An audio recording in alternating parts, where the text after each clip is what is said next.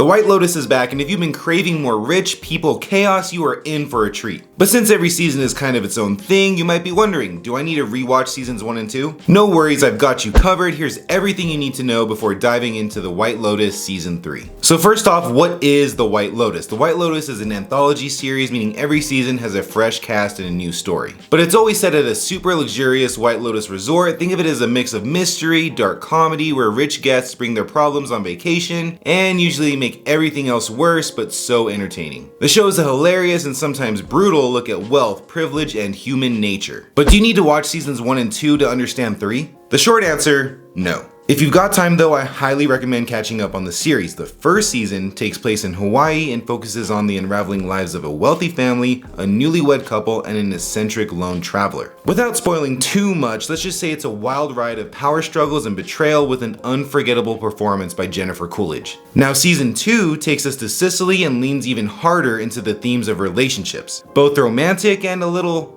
transactional, if you get my point. It's got everything: scandals, family drama, and one of the most chaotic love triangles you'll ever see. Since every season has its own story, you can jump right into season 3 with no problem. But if you've seen the first 2 seasons, you'll appreciate the show's style and running themes like power struggles, uncomfortable social dynamics, and of course, messy relationships. Now that being said, there is one connection to this season. It's Natasha Rothwell's character, Belinda. She's returning from season 1. She was the spa owner that totally got screwed over by Tanya. Now for season 3 of White Lotus, we are heading to Thailand. So you can totally expect some insane views, luxury, and probably some Buddhist symbolism thrown in for good measure. And the cast of season 3 of White Lotus is absolutely stacked. We've got Parker Posey, Carrie Coon, Jason Isaacs, Michelle Monaghan, Leslie Bibb, and even Walton Goggins. I mean, look at that cast. This is something that White Lotus does every season. They bring in so many well-known actors and actresses to show up and play these complex, crazy characters, and season 3 is gonna deliver again. Mike White hinted that this season explores themes of death, spirituality, and the differences between Eastern and Western ideologies. And if the past 2 seasons are anything to go by, we're getting dysfunctional marriages, affairs, power plays, and at least one murder mystery. Every season ends with a body count, so who's not making it out of Thailand? Now that you know what to expect in season 3,